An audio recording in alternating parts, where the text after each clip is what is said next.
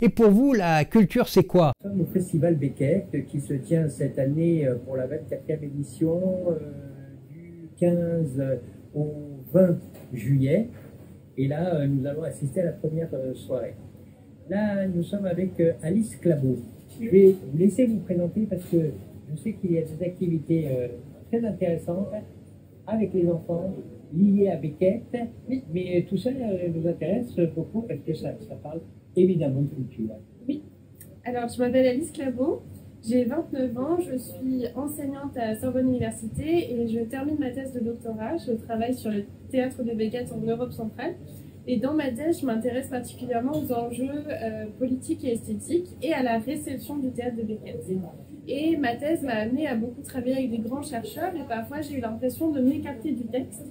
Et j'ai eu l'idée l'année dernière de revenir au texte un petit peu différemment, c'est-à-dire de revenir au texte par le biais des enfants et d'avoir cette lecture rafraîchissante d'un cerveau d'enfant qui ne connaît pas toutes ces lectures intellectuelles en fait.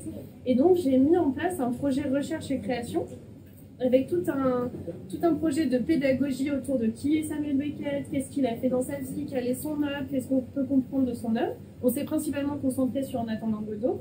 Et le projet n'a pas fait qu'une partie pédagogique, il y a eu aussi une partie pratique où on a mis en scène En attendant Godot avec des enfants de CE2, donc des enfants qui ont entre 7 et 9 ans, et une classe de 22 enfants dans le nord de la France, à Abbeville, en Picardie.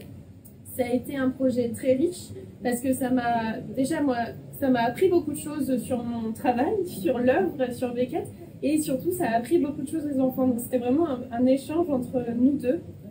Et voilà. Mais oui, c'est intéressant parce qu'on dit toujours quand même que Beckett est un auteur difficile.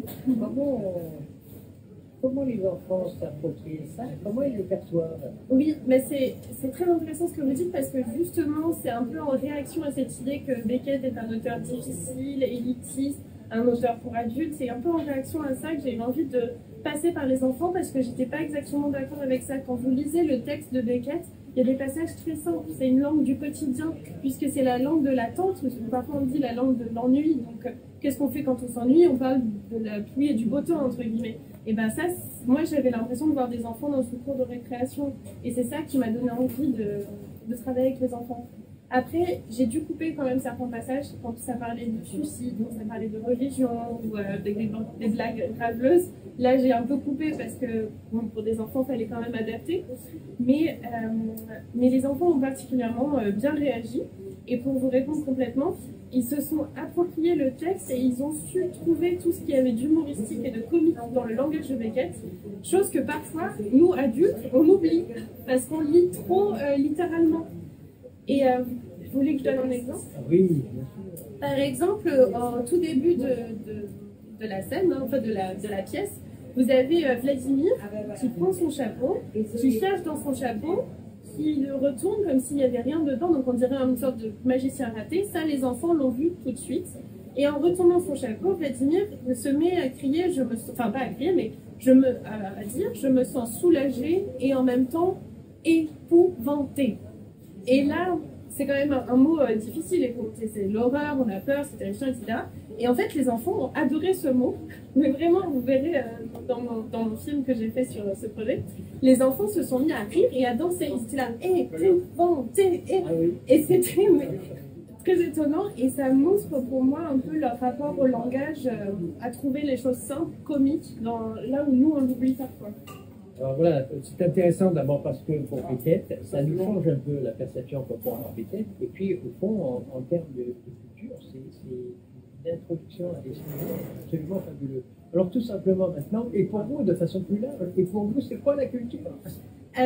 C'est une question qui est à la fois très simple et très difficile je trouve, mais pour moi la culture, je dirais, c'est tous ces éléments extérieurs qui vont venir construire notre identité. Parce que si on regarde la culture, pour moi, il n'y a pas une culture. Il y a la culture de tous les jours, la culture intellectuelle, la culture des livres, du cinéma, la culture musique, etc. Et en fait, c'est tout ce qui va venir nourrir notre imaginaire, notre intellectuel, notre vie, et construire au fur et à mesure notre identité. Enfin, en tout cas, moi, c'est peut-être un peu philosophique, mais... Merci, non, c'est une très bonne définition. Il faudra nous donner le titre du film. S'il est Oui. sur Internet, Oui. on le diffusera et il Oui. faudra le voir. Alors le film s'appelle En attendant Monsieur Godot. Il est composé de 20 minutes de reportage documentaire sur le projet et d'une demi-heure où ce sont les enfants qui jouent En attendant Godot, mais revisité En attendant Monsieur Godot. Il est sur YouTube et je vous enverrai le lien pour que vous puissiez. Absolument, et on le mettra. Merci Avec beaucoup. plaisir. À vous de jouer. Et pour vous, la culture, c'est quoi?